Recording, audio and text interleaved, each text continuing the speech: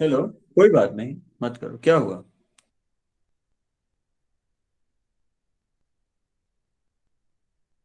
जी। कोई और बच्चा अटेंडेंस नोट कर लेगा आज की, देख लेगा, है ना, ग्रुप में।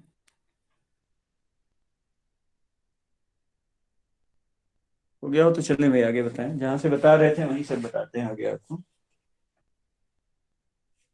आपको इसमें मेरे ख्याल से मैंने क्वेश्चंस करवा दिए थे। थर्ड फोर्थ फाइव सिक्स भी हो गया था।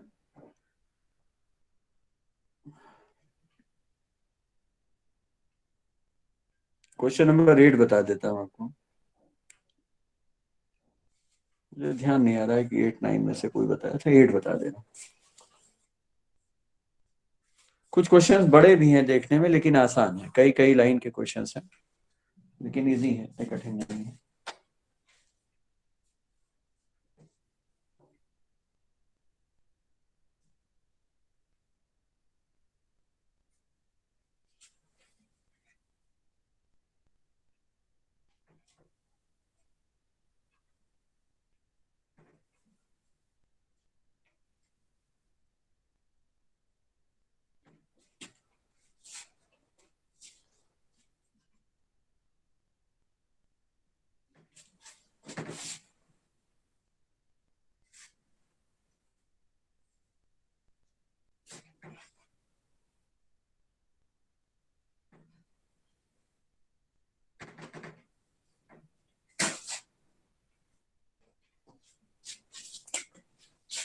देखो क्वेश्चन नंबर 8।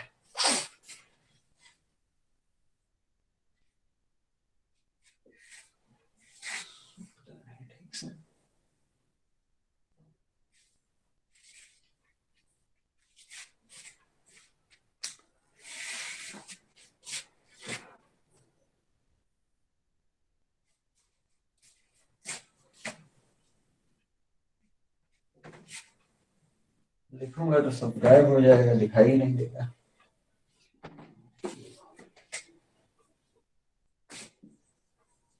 और क्वेश्चन नंबर 8 है बेटा कि find the sum of first 51 terms of an AP. देखो, आपको फाइंड करना है कि S50 कितना होगा, जबकि सेकंड और थर्ड टर्म आपको गिवन है। आपको गिवन क्या क्या है? A2 14 है, और A3 कितना दिया हुआ है? 8 3 इज 18। तो बड़ा आसान है। अगर आपको दो टर्म बगल वाले दिए हैं तो D क्या हो जाएगा? D is equal to A3 minus A2। और ये कितना हो जाएगा? 18 minus 14, that will be equal to 4। D की वैल्यू क्या हो जाएगी? 4। और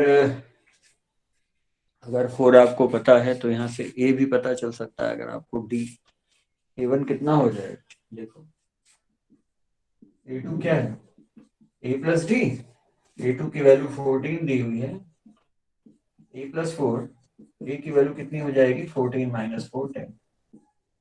आपको ए पता चल गया, डी पता चल गया, और S51 आपको निकालना है। तो बड़ा आसान है। फिर S51 कितना होगा? 51/2। 2a+n-1 × d। S51 कितना हो जाएगा भाई? 51/2 2a+n-1 × d का वैल्यू रखो। तो 51/2, ए की वैल्यू कितनी आई? 10। और यहाँ पर आ गया 51 - 1। और डी की वैल्यू आपके दी हुई है 4। तो वैल्यू रखिए यहाँ पे, देखिए कितना आ जाएगा। S51 is equal to 51/2। 2 × 10 = 20 हो गया।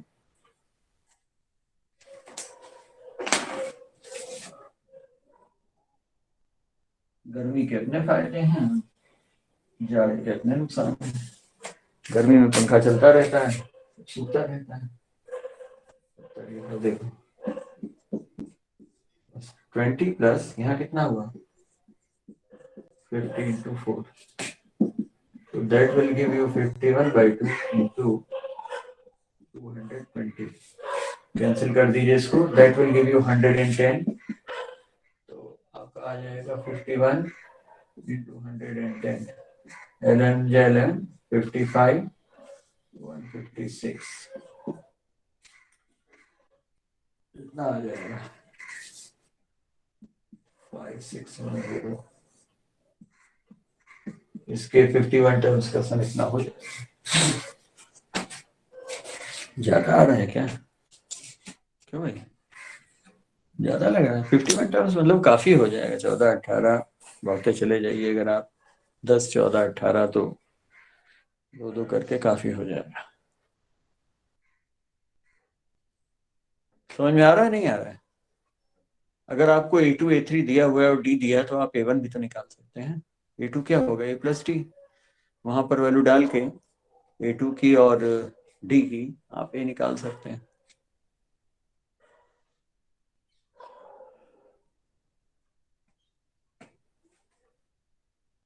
कोई ऐसा भी है जिसको नहीं समझ में आ रहा है क्लास, बताओ भाई। अच्छा,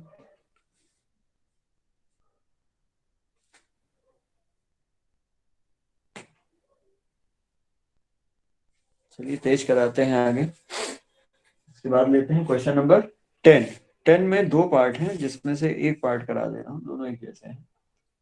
show that A1 A2 up to AN form an AP where AN is defined as follows। आपको AN दे रखा है और आपको सब में S15 भी निकालना है। बटन देखो, नोट कर लो इसे। हो गया भाई, जब कर दें।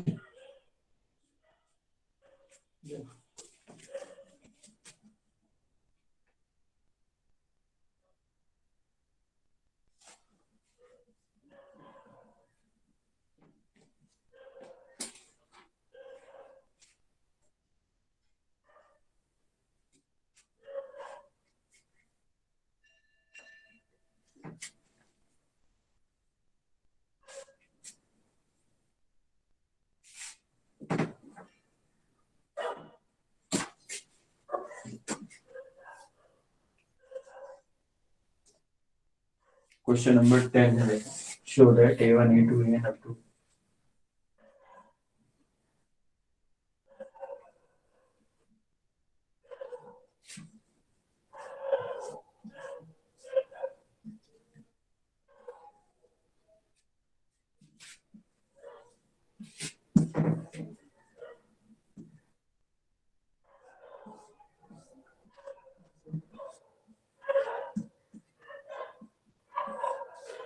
देखो, show that A1 A2 A2 A1 A2 up to AN form an AP where AN is defined। आपको AN given है और ये है 9 - 5।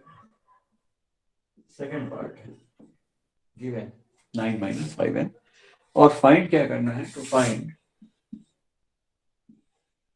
S15 कितना होगा। देखो AN अगर दिया है दैट मीन्स कि हम 1 2 3 4 रख के AP निकाल सकते हैं कि हमारी AP है क्या। चलो देखो A1 कितना हो जाएगा, 9 - 5 इंटू 1, तो 9 - 5 कितना हो गया, 4। A2 will be 9 - 5 into 2, 9 - 10 -1। तीन टर्म निकाल लीजिए, बहुत है। 9 - 5 into 3 -6।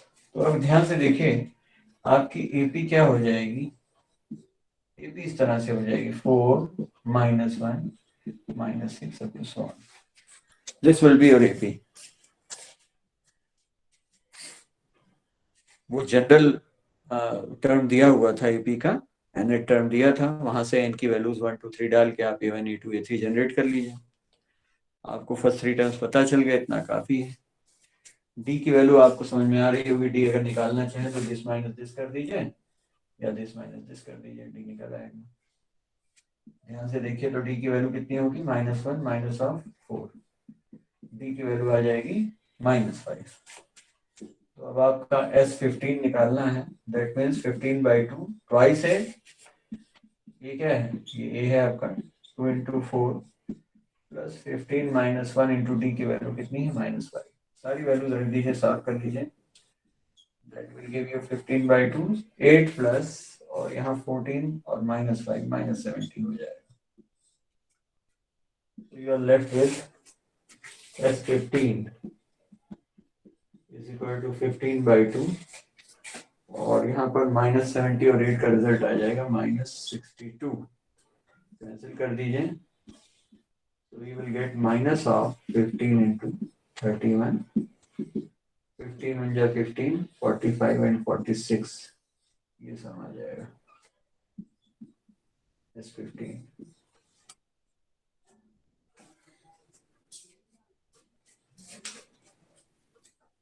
दिख रहा है बच्चों? Hello, Yes, sir. आवाज आ रही है? Yes. आसान है क्वेश्चन थोड़ा सा. अभी यहां तक तो ठीक है. अभी आपको SN दिया होगा, मतलब n टर्म्स तक का सम. वहां पर थोड़ा आपको दिमाग लगाना पड़ेगा. S1 S2 S3 निकाल के फिर A1 A2 A3 निकालना पड़ेगा. वो भी आपको बताऊंगा. इस तरह के क्वेश्चन भी हैं इसमें. क्वेश्चन नंबर 11 ही है. 11 ही है.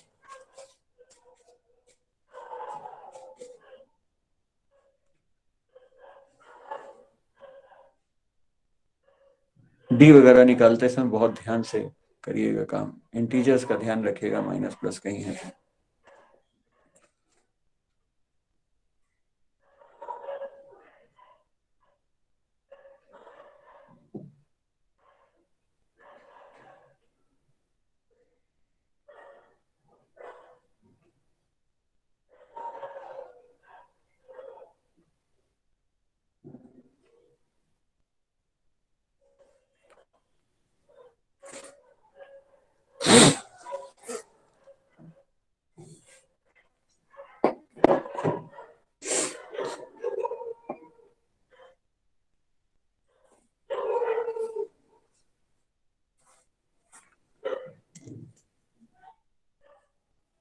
नेक्स्ट इसके बाद रहेगा क्वेश्चन नंबर 11. ये थोड़ा आपको समझाना पड़ेगा तभी लग पाएगा.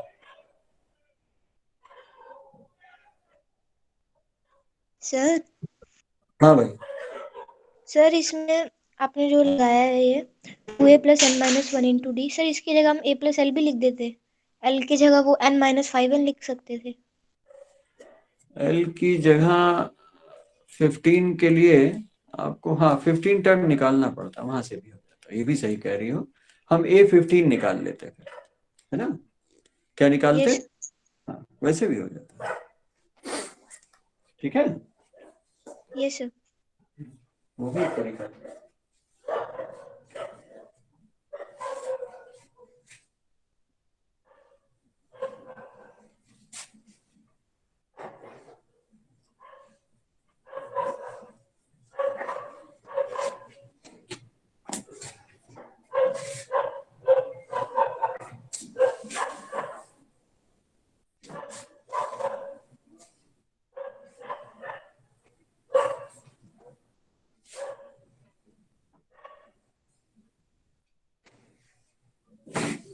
देखो, इससे पहले 11 क्वेश्चन आपको बताएं, एक चीज आप जान लीजिए उसमें क्या है, वो बहुत जरूरी है, तो आपको समझ में आएगा. जैसे हमारा जो सम होता है ना, जैसे दो चीजें हैं.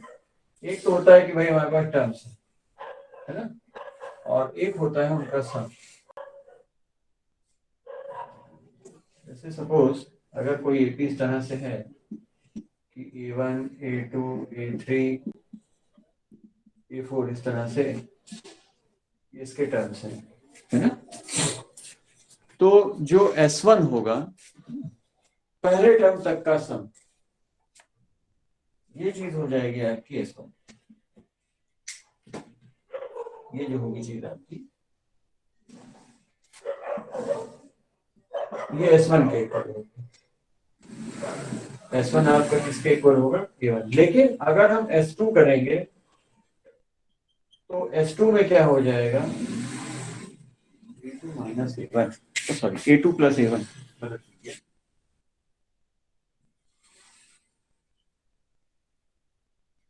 इतना समझ में आ रहा है बच्चों? हेलो. अगर सम ऑफ टू टर्म्स लेंगे तो A1 प्लस A2 होगा. इसी में अगर कोई इन तीन टर्म्स का सम ले ले तो S3 हो जाएगा. S3 क्या होगा? A1 plus A2 plus A3. ये चीज समझ में आ रही? हेलो. Yes, sir. इतना समझ में आ रहा होगा, है ना? अब देखो, अगर हम S2 में से S1 को माइनस कर लें तो A2 निकल आएगा, है ना? अगर हम A2 निकालना चाहें तो S2 माइनस S1 कर दीजिए, this plus this minus this. इसका मतलब A2 निकालना है तो S2 माइनस S1। इसका मतलब हमको AN निकालना होगा तो ये हो जाएगा AN minus AN minus 1। AN minus 1 कौन सा टर्म है? N minus 1 term. ठीक है, पहले वाला ये चीज जान लीजिएगा। ये SN होगा, सॉरी, AN माइनस 1। हाँ, अगर हम कर दें SN माइनस SN माइनस 1, उल्टा लिख गया, यहाँ पर होगा SN माइनस SN माइनस 1। जैसे A2 अगर S2 माइनस S1 है तो AN कितना होगा? SN minus SN minus 1। ये इसी पैटर्न से निकल के आ रहा है, इसको अपने हमने इसमें कुछ नहीं बताया, अपनी कोई गणित नहीं लगाई। ठीक है ना, आपको साफ दिख रहा होगा S1 A1 के इक्वल है, S2 A1 प्लस A2 के इक्वल है। तो अगर हम S2 माइनस S1 कर दें, सम ऑफ टू टर्म्स तक में से सम ऑफ वन टर्म यानी पहला टर्म माइनस कर दें, तो हमारा क्या निकल के आता है? निकल के आता है second term A2। A2 is equal to S2 minus S1 यहाँ पर। तो अगर A2 में S2 माइनस S1 है तो AN निकालना होगा तो SN माइनस SN माइनस 1। ठीक है, ठीक, इस चीज का ध्यान रखिएगा, ये काम आएगी अगले क्वेश्चन में जो हम बताने जा रहे हैं 11th वाला। 11th क्वेश्चन क्या है कि given that sum of first 10 terms of an AP is 4n minus n square. आपको गिवन है SN जो है वो 4n minus n square. n की वैल्यू कुछ भी होगी, जैसे आप बढ़ाते जाएंगे S1 S2 S3 निकलता जाएगा। कहते हैं what is the first term, what is the sum of first two terms, what is the second term, और फिर थर्ड फोर्थ और 10th और nth टर्म निकालना है। इसका मतलब बहुत सारी चीजें आपसे पूछी इन्होंने। सबसे पहले पूछा है कि S1 क्या होगा, है ना? तो भाई S1 और A1 सेम होगा, पहला टर्म या पहले टर्म तक का सम क्या हो जाएगा? 4 इंटू 1 माइनस 1 स्क्वायर, 4 माइनस 1 3। ये आपकी A1 की वैल्यू आ जाएगी। ठीक, फर्स्ट टर्म आ गया। फिर आपसे पूछा है sum of first two terms, मतलब आपसे पूछा है S2 अगर निकालना होगा तो क्या होगा? 4 इंटू 2 माइनस 2 स्क्वायर, 8 माइनस 4 4 हो गया। ये आपकी S2 की वैल्यू आ गई। एक आंसर ये भी हो गया, एक आंसर ये भी हो गया। अब देखिए क्या पूछा है, सब ऐसे ही निकालते जाइए, छोटी छोटी चीजें हैं। Similarly find the third and 10th and nth term. और क्या फाइंड करना है आपको? अब इसी में आपको फाइंड करना है, इसी में आपको और फाइंड करना है क्या क्या? A3 A10 और AN। ये तो पूछा है, find the third 10th and nth terms. ये चीजें आपको फाइंड करनी है। तो जरा A3 देखिए क्या हो जाएगा, इस पैटर्न के हिसाब से देखिए तो A3 हो जाएगा S2 माइनस S1। A3 क्या हो जाएगा? S3 minus S2, sorry, A3 जो होगा वो S3 माइनस S2 होगा। S3 क्या होगा? अगर SN ये है तो S3 क्या होगा? जहां जहां n है वहां 3 रख दीजिए। तो 4 इंटू 3 माइनस 3 स्क्वायर, और माइनस S2 की वैल्यू क्या है? S2 आपने हालांकि निकाल लिया है, डायरेक्ट वैल्यू रख दी है। तो ये आपका हो गया 12 माइनस 9 3 और minus 4, 3 minus 4 will give you minus 1। ये आपका तीसरा टर्म आ गया है।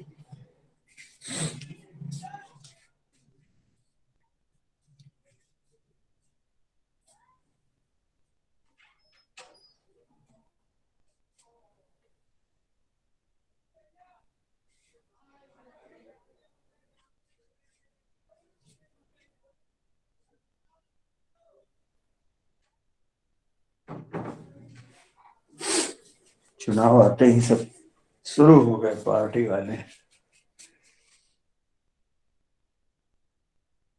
समझ में आ रहा है बच्चों? इसके बाद आप देख लीजिए, चाहे इसी से निकाल दीजिए, है ना? और जब आपको 3 टर्म पता चल गए हैं तो आप इन 3 टर्म की हेल्प से भी निकाल सकते हैं। आपके पास दोनों रास्ते हैं। ठीक है, मैं डायरेक्ट एपी के जो हमारे एन टर्म के फार्मूले हैं उन्हीं से निकाल देता हूँ, क्योंकि A1 A2 A3 आपको पता चल गया है।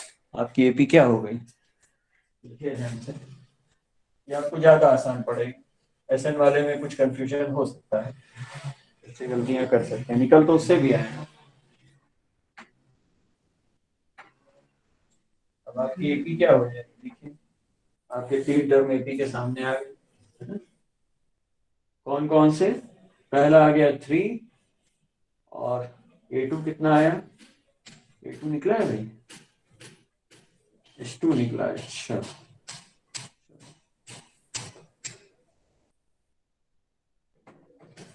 चलो फिर ऐसे ही निकाल, यहाँ से आपका क्या आ जाएगा A10, A10 कितना आ जाएगा S10 माइनस S9, वैल्यू रख दीजिए। S10 means 4 into 10 minus 10 square, और S9 कितना होगा 4 इंटू 9 माइनस 9 स्क्वायर। तो आपका आ गया 40 माइनस 100, और माइनस यहाँ कितना हो गया 36 minus 81, that will give you minus 60। और यहाँ कितना हो जाएगा 11 माइनस 6 5, और 7 माइनस 3 4, माइनस 60 माइनस 45, कितना आ जाएगा माइनस 105। मेरे ख्याल से प्लस हो जाएगा, यहाँ निगेटिव रहेगा और ये प्लस हो जाएगा, that will give you minus 15। ठीक है, ये वैल्यू किसकी आ जाएगी A10 की, हम इसी के हिसाब से निकालते हैं जैसे आपका फार्मूला दिया। और AN कितना हो जाएगा SN माइनस SN माइनस 1, तो जहां जहां n है वहां पर n रख दीजिए। 4 into n minus n square, minus यहाँ क्या हो जाएगा 4 into n minus 1 minus n minus 1 whole square. खोल दीजिए इसको, तो कितना हो जाएगा 4n और 4n माइनस n स्क्वायर, और माइनस माइनस लगा रहेगा यहाँ पर, कितना होगा बेटा 4n माइनस 4 माइनस इस ब्रैकेट को खोल दो अंदर, तो कितना हो जाएगा n square plus 1 minus 2n, है ना। थोड़ा सा कैलकुलेशन है, 4n minus n square minus 4n minus 4 minus n square minus 1 plus 2n। कुछ एडजस्टमेंट हो जाएगा अभी, जब खोलेंगे तो 4n minus n square minus अंदर एडजस्ट करो तो देखो 4n और 2n 6n हो जाएगा, माइनस 5 माइनस n स्क्वायर। थोड़ा सा सॉल्व करना पड़ेगा इसको, आ जाएगा n की वैल्यू कितनी आएगी बेटा, देखो 4n minus n square minus, अब जब ब्रैकेट खोल दो तो ये 6n निगेटिव हो जाएगा, प्लस 5 और ये प्लस n स्क्वायर, तो ये प्लस n स्क्वायर और माइनस n स्क्वायर खत्म हो जाएंगे, तो यहाँ आपका आ जाएगा 5 माइनस 2n, ये आपका an आ जाएगा। ठीक है, आसानी से भी हो सकता था, और ये क्या करते हैं हम S1 S2 S3 निकाल लेते हैं और फिर वहां से हम AP जनरेट कर लेते हैं D को फाइंड करके, दूसरा रास्ता वो भी था, वहां से आप A10 और AN निकाल लेते। लेकिन हमने यहाँ क्या किया, हमने जो SN का रूल दिया था उसी रूल को यूज करके निकाल दिया।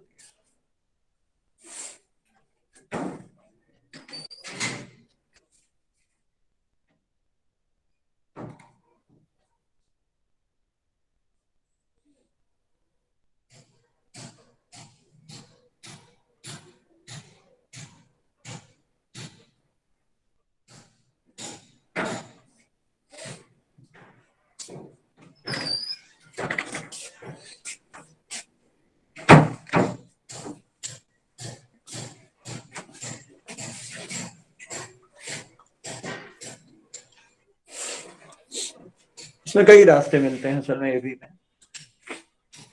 इसलिए कोई जरूरी नहीं कि आप वही फॉलो करें। मुझको ये ठीक लगा, मैंने ऐसे करा दिया, है ना, कहीं भी हमको D वगैरह नहीं फाइंड करना पड़ा, जो रूल गिवन था उसी रूल से चलते गए, निकाल दिया।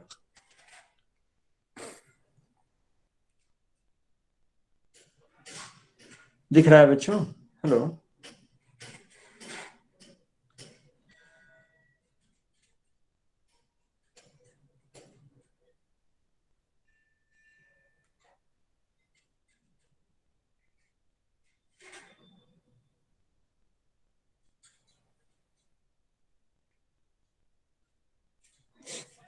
कुछ बड़ी बड़ी प्रॉब्लम्स हैं देखने में, और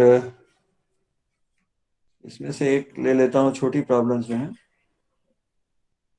find the sum of 40 positive integers divisible by 6। Positive integer ढूंढने हैं जो 6 से डिविजिबल हो, और 40। ठीक है, आसान है। पहला सबसे 6 ही होगा, उसके बाद 6 के मल्टीपल्स लेते जाइए 6 की टेबल में जो नंबर्स आते हैं, और उसी का S40 निकाल दीजिए।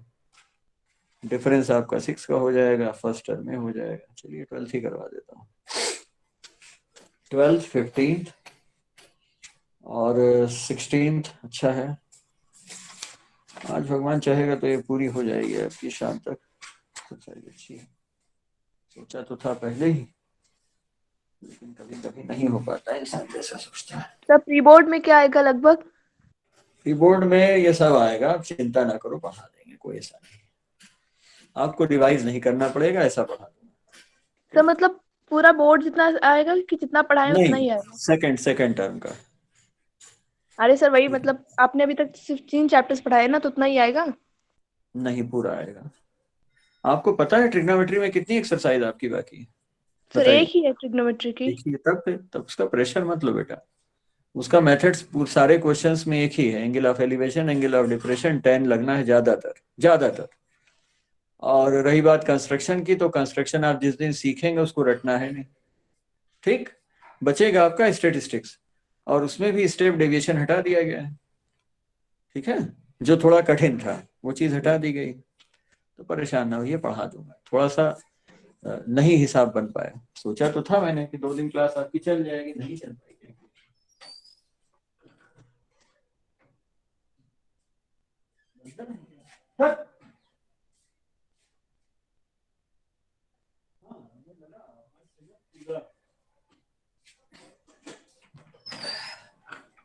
ठंड के दिन है, बंदर भी बहुत परेशान करते हैं, ओपन है पूरा बाहर।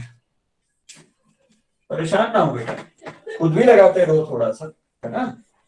एक टेम्परेरी प्रॉब्लम है, इसी वजह से दिक्कत हुई है बेटा, ऐसा कुछ नहीं। अब एपी में मैं ना भी लगवाऊं तो आप लगा सकते हो क्वेश्चंस, है ना, लेकिन बता दे रहा हूं आपको कि जो चीज सीखे कायदे से सीख लीजिए। इतना ज्ञान आपको दे दिया है एपी में कि आप लगा सकते हैं। और स्टेट में भी जैसे क्या होता है कि ऐसा नहीं कि क्वेश्चन में बहुत वेराइटी है, फार्मूला सबका एक ही है। मीन का फार्मूला एक है, मीडियन का एक है, मोड का एक है। एक एक दिन करवा दूंगा उसको, बाकी प्रैक्टिस आप करिएगा, नहीं समझ में आएगा बता दूंगा। ठीक है, ना करिए, सब हो जाएगा। सब टेम्परेरी प्रॉब्लम्स हैं, आती रहती हैं।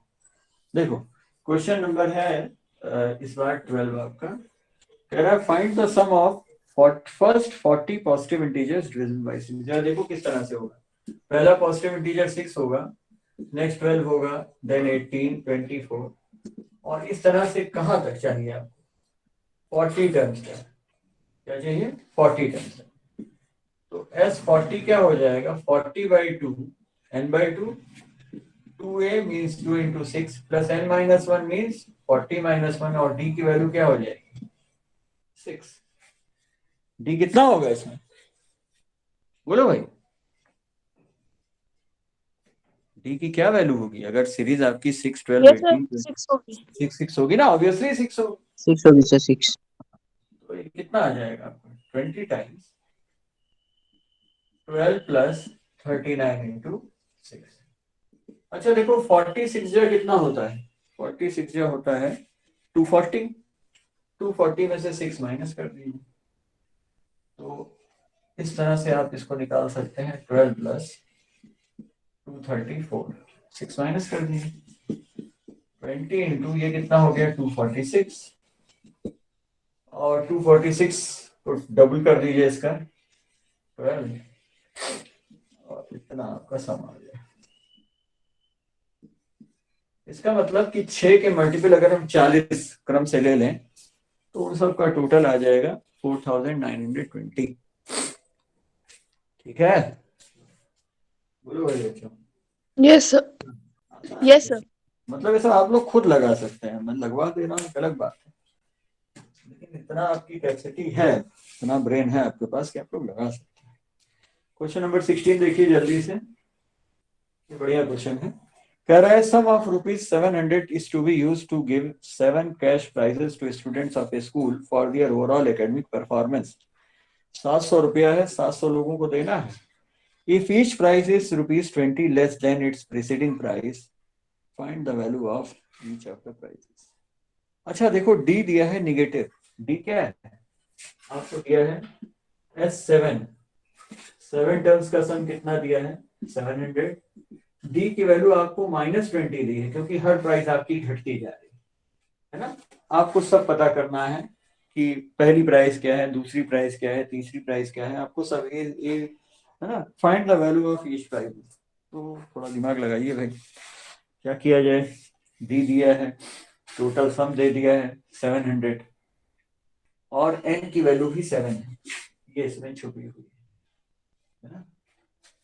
तो s is equal to n/2। n/2 means 7/2, twice है, प्लस n-1 इंटू डी। तो n-1 मीन्स 7-1 और डी की वैल्यू -20। डायरेक्ट रख दिया मैंने, आप देख लीजिए, फॉर्मूला नहीं लिखा है। Yes sir. हाँ, अब आप देखो तो ये कितना हो जाएगा? 700 इज इक्वल टू 7/2 ट्वाइस है, और यहाँ आ गया 6 माइनस, तो -120। ठीक है, अगर आप देखें तो 2 कॉमन ले लें तो यहाँ से आ जाएगा A-60, और ये 2 कैंसिल हो जाएगा, यहाँ आ जाएगा 700। तो 700/7 इज इक्वल टू A-60। यहाँ से आपका आ गया 100। तो ए की वैल्यू कितनी आ गई? 160। ये आपका फर्स्ट प्राइस है, ये क्या है आपका फर्स्ट प्राइस, और फिर हर प्राइस आपका घटता चला जा रहा है। तो इसी को आप A1 भी कह सकते हैं, है ना। A2 कितना आ जाएगा? A+D means A plus -20। अगला प्राइस आपका 140 आ गया। A3 कितना आ जाएगा? A+2D means 160 + 2 × -20। तो 160 - 140, ये आपका आ जाएगा 120। तो आप इस तरह से तो सारे -140। हाँ, है ना, -40 सॉरी। तो ये आपका आ जाएगा 120। इस तरह से आप देखिए तो वो प्राइजेस घटते आएंगे। पहला 160 हुआ, फिर 140, फिर 120, फिर अगला 100 हो जाएगा, फिर 80 हो जाएगा, फिर 60 हो जाएगा। 5 हो गए, ऐसे ही 40 हो जाएगा। 1 2 3 4 5 6 7 हो गया। इन सब का टोटल कर लीजिए, 700 आना चाहिए। आ गया 700 आपका, क्यों भाई? निकल आया ना। हिस्सा बांट वाला सवाल है, यस सर। एक ही लग गई है ना। 700 रुपया है, 7 लोगों में बांटना है। इस तरह से बांटना है कि हर अगले आदमी को 20-20 रुपया कम मिले।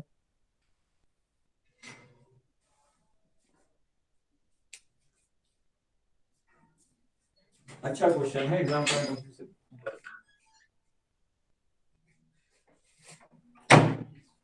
नोट करिए, लीव कर जाइए। पॉसिबल होगा तो मैं आज की शाम का बिल्कुल कंफर्म नहीं बता पा रहा हूँ, लेकिन हाँ अगर हो गया तो पढ़ा दूंगा शाम को, ठीक है।